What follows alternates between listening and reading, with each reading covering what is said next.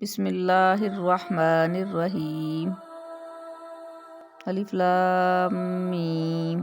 مختلف صورتوں کے شروع میں یہ حروف اسی طرح الگ الگ نازل ہوئے تھے۔ ان کو حروف مقطعات کہتے ہیں، اور صحیح بات یہ ہے کہ ان کا ٹھیک مطلب اللہ تعالیٰ کے سوا کسی کو معلوم نہیں۔ یہ اللہ تعالیٰ کی کتاب کا ایک راز ہے جس کی تحقیق میں پڑھنے کی ضرورت نہیں، اور عقیدے یا عمل کا کوئی مسئلہ ان کے سمجھنے پر موقوف نہیں۔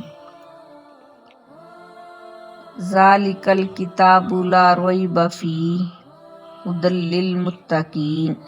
ذالک یہ، الکتاب کتاب ہے، لا نہیں، ریب کوئی شک، فیہ اس میں، ھدی ہدایت ہے، للمتقین واسطے متقی لوگوں کے۔ یہ کتاب ایسی ہے کہ اس میں کوئی شک نہیں۔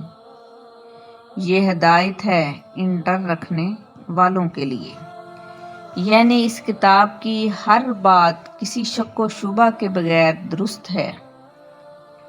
انسان کی لکھی ہوئی کسی کتاب کو 100% شک سے بالاتر نہیں سمجھا جا سکتا، کیونکہ انسان کتنا ہی بڑا عالم ہو، اس کا علم محدود ہوتا ہے، اور اکثر اس کی کتاب اس کے ذاتی گمان پر مبنی ہوتی ہے۔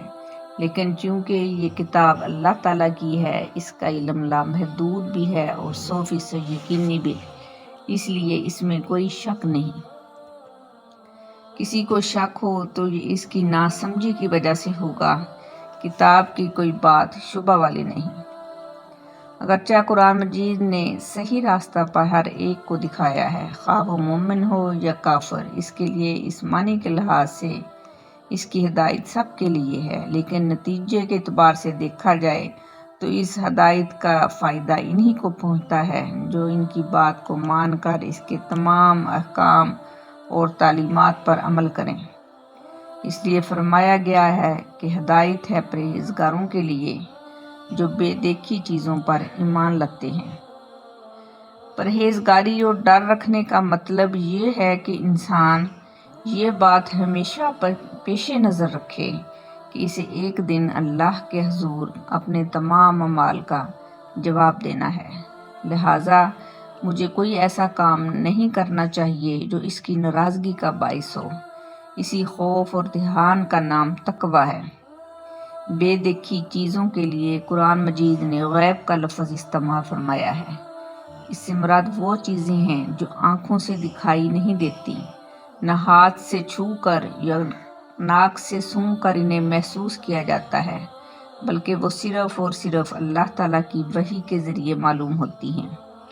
یعنی یا تو قرآن کریم میں ان کا ذکر یا نبی کریم صلی اللہ علیہ وآلہ وسلم نے وحی کے ذریعے وہ باتیں معلوم کر کے ہمیں بتائی ہیں، مثلاً اللہ تعالیٰ کی صفات، جنت اور دوزخ کے حالات، فرشتے وغیرہ۔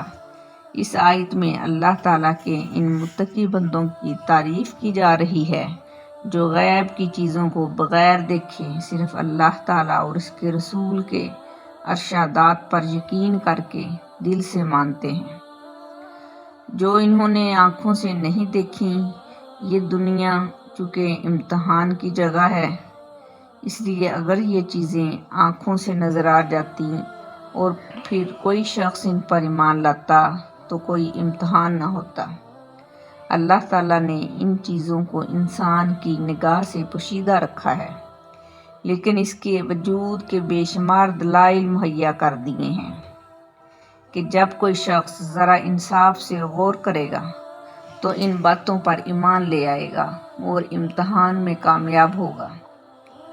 قرآن کریم نے بھی وہ دلائل بیان فرمائے ہیں جو انشاءاللہ آگے آتے رہے ہیں۔ ضرورت صرف اس بات کی ہے کہ قرآن مجید کو حق طلبی کے جذبے سے غیر جانبدار ہو کر پڑھا جائے، اور یہ خیال دل میں رکھا جائے کہ یہ معاملہ ایسا نہیں کہ اس میں لاپرواہی برتی جائے۔ یہ انسان کی ہمیشہ کی زندگی اور تباہی کا معاملہ ہے، لہٰذا یہ ڈر دل میں ہونا چاہیے کہ کہیں ہماری نفسانی خواہشات قرآن مجید کے دلائل ٹھیک ٹھیک سمجھنے میں رکاوٹ نہ بن جائیں۔ اس لیے مجھے اس کی دی ہوئی ہدایت کو تلاش حق کے جذبے سے پڑھنا چاہیے اور پہلے دل میں جمے ہوئے خیالات سے ذہن کو خالی کر کے پڑھنا چاہیے تاکہ واقعی ہدایت نصیب ہو۔ یہ ہدایت ہے ڈرنے والوں کے لیے۔